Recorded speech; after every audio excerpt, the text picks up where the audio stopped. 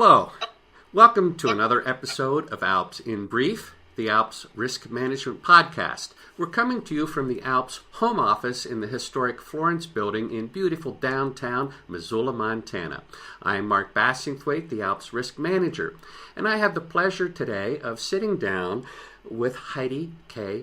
Brown, a noted author, and we're going to be talking about her book here in just a few minutes, and also a professor at Brooklyn Law School. Welcome to the podcast, Heidi, and if I could have you briefly introduce yourself, tell us a little bit about yourself, and we'll get started on a conversation. Thank you so much for having me. So yes, I went to law school at the University of Virginia. I grew up in Virginia, and then I went into construction litigation right out of law school. Actually, both my summers in law school, I worked for a construction litigation firm, a boutique litigation firm, and ended up doing that for the bulk of my litigation career. And about 15 years into my litigation career, I transitioned into teaching legal writing. And I've been doing that for about 8 years now at 3 different schools, and most recently joined Brooklyn Law School as the director of the legal writing program here in Brooklyn, New York. And I love to write, and my latest project, as you mentioned, is this book called The Introverted Lawyer. And as an aside, I just finished it. I thought it was a very well done book. I also found it interesting in terms of your history that, being an introvert and having this career in construction litigation, I just thought, wow, okay, that had to be a challenge. Let's start out just talking about some basics for our listeners. Can you describe some of the key differences between introverts and extroverts in terms of the context of the legal profession? Sure, yes. And until I started really studying this in the legal context, I did what most people do, and I sort of lumped those labels of quiet individuals together: introverts, shyness, social anxiety. But they're actually very different concepts and different categories of personality traits and preferences. So first, I can sort of distinguish between introversion and extroversion, if that would help, and then distinguish among introversion, shyness, and social anxiety. So introverts and extroverts, those terms really just describe the different ways we process stimuli, energy, and information. So introverts process all of those types of things deeply and internally and sort of methodically on the inside, whereas extroverts process stimuli and information and energy externally. So I kind of like to use the image of Times Square in New York. It's a very highly stimulated environment, and an extrovert might thrive on the noise and the action and the number of people and gain energy from that scenario, whereas an introvert can handle that with skill, but in a shorter dosage, and will need to sort of retreat to quietude and solitude to regain energy and to process all of that stimuli. So in the legal context, while introverts can be very adept at processing information and complex legal concepts, they need to do it internally. And actually the scientists say that introverts and extroverts use 2 completely different neurological pathways in the brain to process information, and the introvert's pathway is longer, so that's why it can take us longer to listen to questions, read something, handle a lot of competing voices in a meeting, and we process all of that internally and deeply before we're ready to respond aloud. So it can seem like an introvert is slower, but actually they're just going very deep into analyzing concepts. Shyness and social anxiety are completely different concepts. You can be an introvert and not be shy at all. Shyness and social anxiety are more of a fear of judgment or a fear of criticism in performance-oriented scenarios. And that can stem from sort of things that we remember from growing up. Maybe we had a coach or a well-meaning mentor or peers or a caregiver who put us in situations where we felt judgment or even shame sometimes can drive adult shyness and social anxiety. So they're very different categories, and I find it helps when we start to understand ourselves in the legal context, what might be holding us back in certain scenarios. It's helpful to understand, is this because I'm an introvert and I process things internally, or is this because I'm afraid of the perception of judgment from a judge or opposing counsel or a colleague or a client? I find this fascinating, and there was some real learning out of this, and even just what you shared, but I picked up in the book as well. I am much more of an extrovert, and I have always sort of viewed introverts as, if you will, a behavioral situation, a behavioral issue, and I don't want to say it's just different.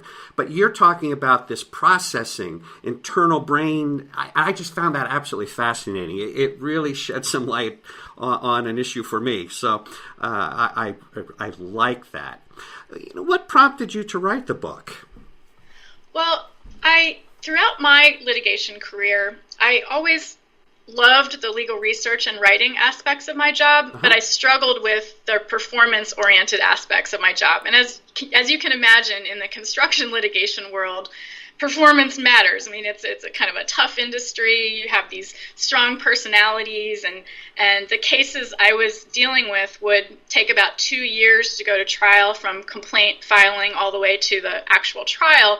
And so we were dealing with a lot of depositions, a lot of discovery, and it was very performance-oriented, lots of negotiations.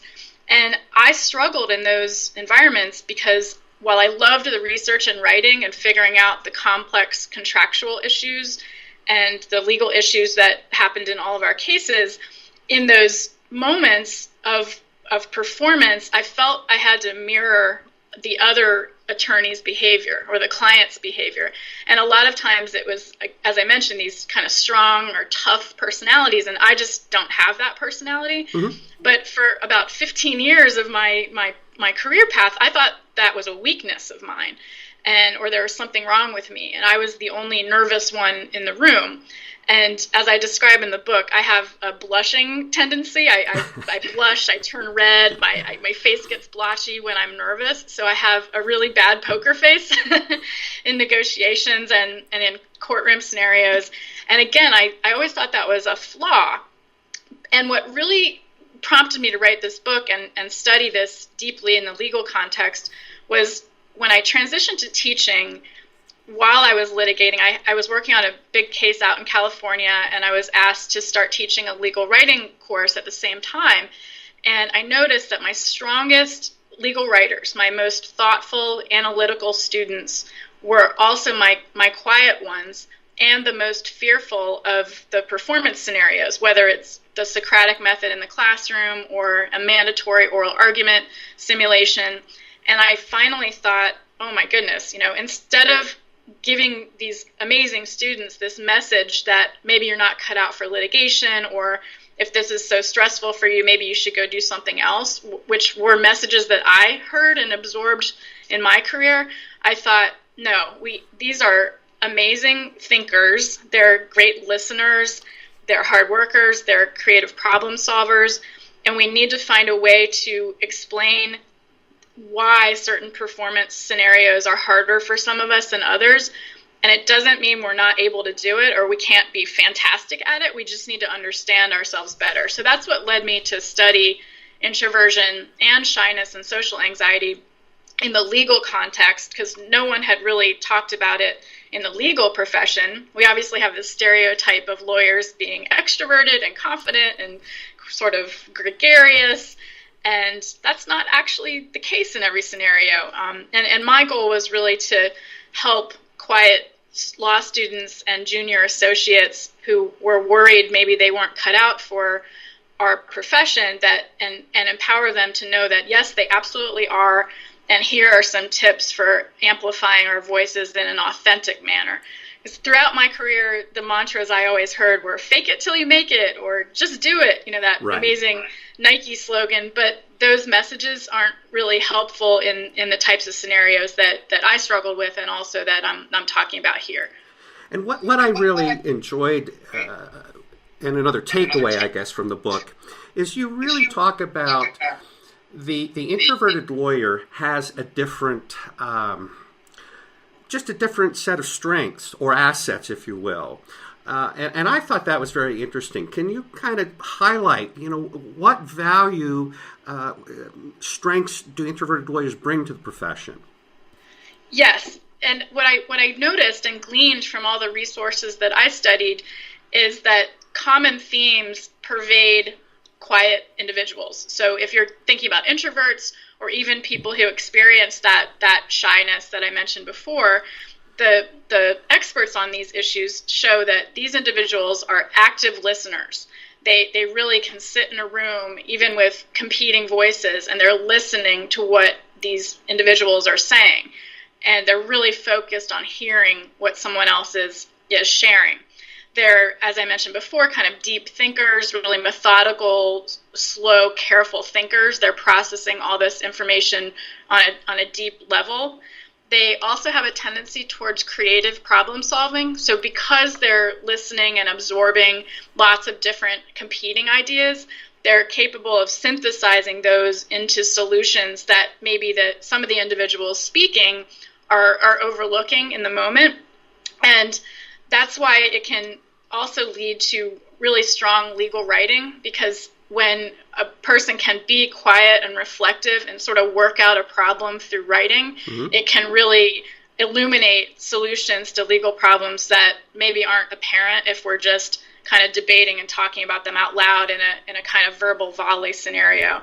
And then one thing that really surprised me or stood out to me during my research was that these experts pointed out that quiet individuals also bring empathy to a human interaction.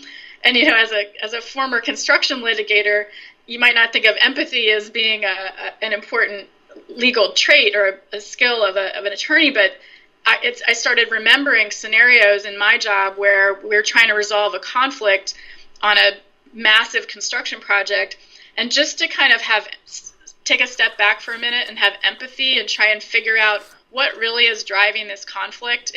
It's not the firing off of these angry emails that people do on construction jobs sometimes, but it's really this human frustration that on a random Tuesday on the job site, rain is pouring down and materials are late and everybody's trying to get something done and it's not working, and trying to really understand from an empathy standpoint what's really driving the conflict from a human perspective. And so I was excited to hear all these positive traits that quiet folks bring to the legal profession that we sometimes don't appreciate as much as, in my opinion, we should. Good lawyers need to be good listeners and not always speaking. We need to actually listen to the client who might be afraid to tell us what's really going on. And then good lawyers need to deeply think about complicated legal concepts. The law is hard, and we need people who can sort of take a quiet moment, find that difficult answer in a sea of research, take the time to write and reflect on the problem and sort of write out the problem and come to a solution that might not be as obvious if we're just talking about it. So things like that really stood out to me as amazing traits that quiet folks bring to our profession. Yeah. And when I think about all of this myself, there are certainly the lawyers that are, we've been talking about, very, very aggressive and these kinds of things. I don't know that approach really serves our clients best. And I like the focus on, taking the time to really go deep and explore and think through and look at the issues. What I hear is we're moving away from sort of the advocacy model toward a what is really best for the client problem-solving model. And I both are necessary, but I really value where you're going with all of this. I really do.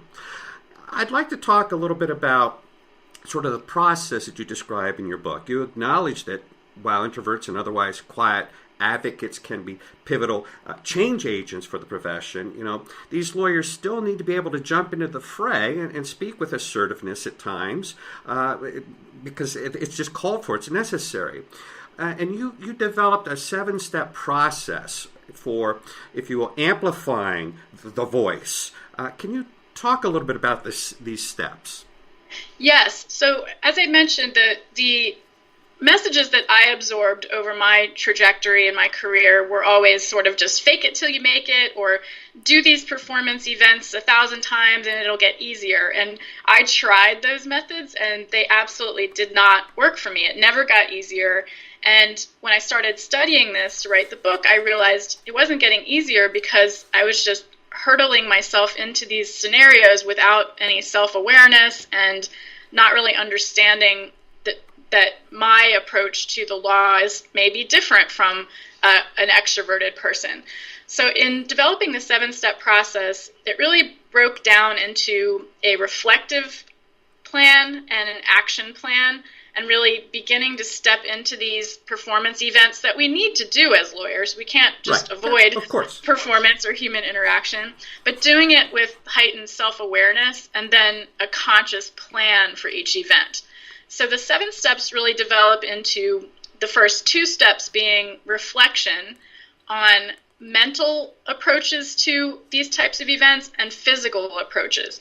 I was really excited when I started realizing how important the physical aspect of anxiety is. Like, what are we doing physically in anticipation of these types of events that maybe isn't that helpful to us? It's instinctive what our bodies do physically, but it's not always helpful. So step 1 is reflecting mentally on what we are hearing in our minds as we're approaching a law-related performance event. And some lawyers might sort of resist going that direction and feel like, oh, I don't want to get too touchy-feely with my emotions. But it's so important to realize and reflect on and listen to what we tell ourselves in anticipation of a negotiation or a courtroom appearance or a difficult conversation with the client. What messages are we hearing in our minds? And then trying to pinpoint, wait, where have I heard that before? And what's the original source of that message? Because it absolutely is not the person who's in front of us today. It really comes from this ingrained or entrenched mental messages that we've been telling ourselves for years and years and years. And it's really remarkable when you can realize, oh, this is not the law professor that I'm encountering, or the judge, or the intimidating opposing counsel, or the strong personality client. This is a perhaps well-meaning mentor or coach or authority figure from high school or college, or an earlier event in our professional careers. And it's really tremendous when you can realize, oh, okay, that message no longer has any relevance in my legal persona today, but it takes us taking the time to listen to it, and then we can sort of override it or delete it from our mental soundtrack. So step 1 is that reflection piece on the mental messages. Step 2 is a physical reflection approach. And I mentioned my blushing problem before. To hide the blushing in my legal career, which I felt was a weakness or just this shiny red billboard of my fear, I used to hide it. I used to wear turtlenecks and scarves and try and hide myself. But physically, that was just making my physical reactions worse because I was hot, I was feeling constricted. And when I started doing step 2, which is the physical reflection piece, you realize your body is just going into instinctive protective mode when you feel fear or anxiety. But what we do is we close ourselves off. We cross our legs or hunch our shoulders or constrict our bodies to get small and invisible. But all that's doing is constricting our energy, our adrenaline. It's preventing us from breathing clearly. It's affecting the oxygen levels going to our brain. Our blood is not flowing in a productive manner. But we don't realize that's happening to us until we take the time to reflect and monitor sort of minute by minute what we do instinctively in anticipation of a stressful moment. So steps 1 and 2 are really the reflection piece. Steps 3 and 4 are kind of flipping those recognitions or those realizations and having a new plan. So step 3 is having a new mental action plan. And I kind of like to analogize to the firefighter mantra of stop, drop, and roll. So when we step into a performance event or anticipate one, those old messages are going to show up. They just do. They've been ingrained in us for years. But we hear them and realize, oh, wait a minute, I'm going to stop. I'm not going to listen to that. And instead, I'm going to apply my new approach. I've prepared for this event. I know the case law or the statute or the client facts better than anyone in the room. I've done all this presentation, this preparation, and I have something to say. I'm going to do it in my way. and just having this new mental action plan for when those old messages creep in. Same thing with the physical action plan, which is step 4. It's knowing that our bodies are instinctively going to try and close us off from the event and protect us, but having sort of an athlete's approach to the performance event, standing in a balanced stance, either at a podium or even in a seat at a conference table, opening up your channels of breathing, oxygen flow, blood flow, and giving your kind of excess energy a place to go. It's amazing in a performance moment, when you realize, oh, I'm crossing my legs again. I need to sort of balance myself out and breathe. And it's really incredible when you realize just by making subtle physical changes, you can breathe better, and then your brain works better, and everything just kind of flows in a positive direction. And then steps 5, 6, and 7 are really just building on that for the long term.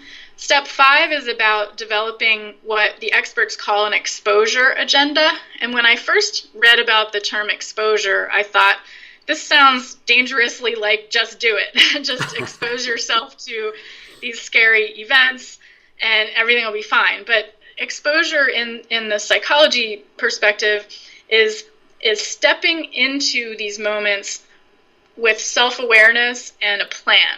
And it's really looking at law-related scenarios that might give some of us anxiety, consciously prioritizing them from least anxiety-producing to most anxiety-producing, and then having a real conscious mental plan and physical plan for each event incrementally, and then stepping into each event with purpose and the plan. And then step 6 gets even more nitty-gritty and tangible with each event, and that is designed to have a pre-game plan, and to use athlete metaphor, a pre-game plan and a game day plan for each of those events, trying to put yourself in the scenario substantively, mentally, and physically. If you can go to the space, go to the room, if that's possible, check out the seating arrangements, the podium, is there a microphone, what's the lighting like, how many people are going to be there, and just anticipating different situations that normally might derail us, but now we can take more control. Mm-hmm. And then step 7 is just a reflection after each event and figuring out positively what worked great and maybe what you can make some subtle changes to for the next event. What I liked about, again, as an extrovert approaching this material, I think there's a lot of value to it for non-introverts as well, in terms of, I really like this aspect of self-reflection and trying to understand why we do, both emotionally and physically, why we do what we do. You know, I think sometimes people are very aggressive for fears and all kinds of things. You see where I'm going. And I love the whole model that you've developed here. Thank you. Can you talk a little bit about, the temptation, if you will, is to say, okay, we've talked about some of the strengths that introverted lawyers have. Does that, from your perspective, sort of, do you think limits the areas of practice that introverted lawyers can really excel in? Do you see where I'm going with this? Right, and not at all. I don't feel that introverts should limit themselves to the types of areas of legal practice or really any aspects of legal practice.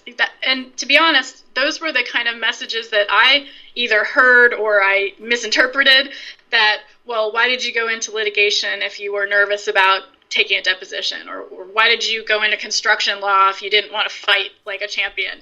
And I don't think those are productive messages at all, because in my experience and working on myself, I realize introverted and quiet individuals can do any aspect of law. They just need to have better self-awareness or enhanced self-awareness of their strengths and also scenarios that might cause them some particular challenges, mm-hmm. how to step into those challenges with force and amplification, but in an authentic manner. Not trying to fake extroversion or mirror the behavior of a really kind of boisterous, gregarious person, but instead stepping into the scenario as a calm, quieter figure, but with power. And it was eye-opening when I realized, a quiet individual can be a very tremendous voice in a negotiation or in the courtroom. We don't all have to be boisterous and gregarious to be effective. And that was a huge realization for me. I definitely do not think that introverts should only go into transactional law, for instance, because transactional law requires a lot of performance. So you're really not right. cutting out those performance scenarios. But I also feel that if we encourage introverts to limit their interests, we're missing out on a tremendous body of voices that have great ideas for any aspect or in any area of practice of the law. And that's not what we should be doing. We should be including these voices in all aspects of our legal profession. What's been fun and exciting throughout this journey with this book is talking to extroverts who are open to understanding introverts better so they can better manage teams and understand that having both introverts and extroverts on a legal team, whether it's in transactional work or litigation, is an asset, because you're bringing these different minds together to solve problems in different ways, and that's really going to serve the client better rather than us all trying to be this one stereotypical lawyer. Let's follow up on that just a little bit, because I will confess that I have been one of these people that will say, or at least out of naivete had this thought, that just do it kind of a thing. So what advice do you have for managing partners or supervising attorneys in terms of recruiting and developing a talented pool of introverted lawyers? I've been really excited to hear how open so many managing partners and leaders are in learning more about different personality types and being vulnerable themselves and looking to see if are they really extroverted or have they just been acting extroverted all these years.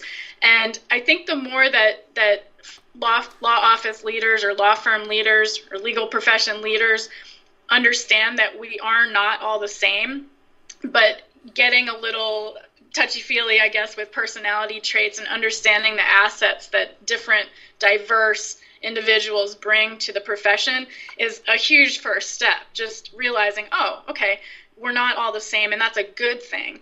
And then I've also been trying to study and understand how to encourage law firm leaders and law office leaders to acknowledge the presence of fear in lawyering, because there are many scenarios that we encounter in the practice of law that are just scary, and they're scarier for some of us than others.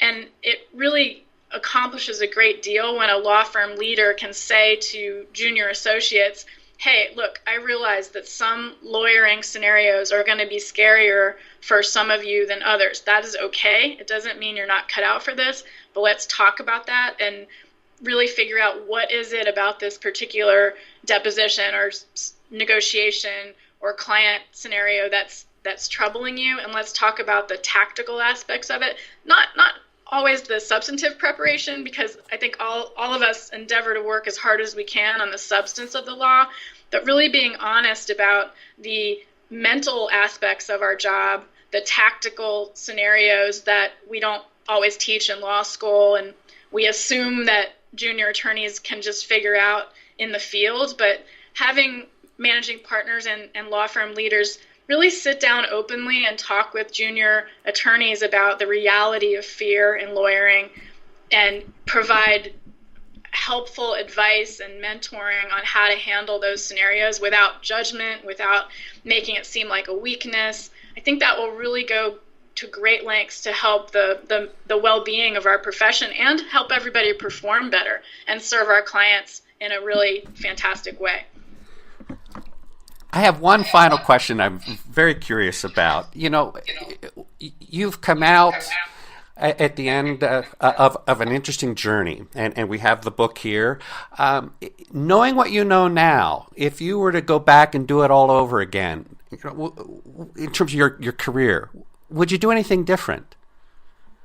Oh, I would have been so much healthier if I had known all this then.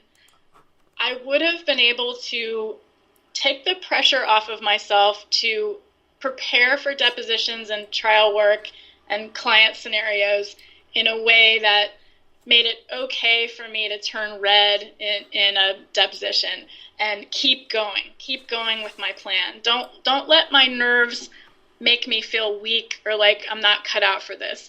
And I so wish I could go back and redo all of those scenarios and just be able to talk myself through those scenarios, realizing you're substantively prepared, you know what you're doing, you have a voice, you're entitled to do it your way, and not try and mirror the guys across the table. Don't worry about if you're blushing. It doesn't matter. You're doing a good substantive job. And I think I would have had a much healthier journey through my 20s and my 30s. But, I think all of that experience led me to the place that I am now, and I'm very happy in my job. I love teaching legal writing. It's a powerful medium for lawyers to communicate, and this book has really taught me how introverts and shy and socially anxious law students can really change our profession if somebody just takes a moment to tell them you can do this. And that's been very exciting. We are at the end of our time here. So I'd like to say, Professor Brown, thank you so much. It really has been a pleasure. To our listeners, I hope you found something of value and interest today out of this conversation. And if in future you have any ideas for topics, or if you have questions or concerns you'd like to see addressed in one of our podcasts, please don't hesitate to reach out to me at mbass@alpsnet.com. Thanks for listening. Bye-bye.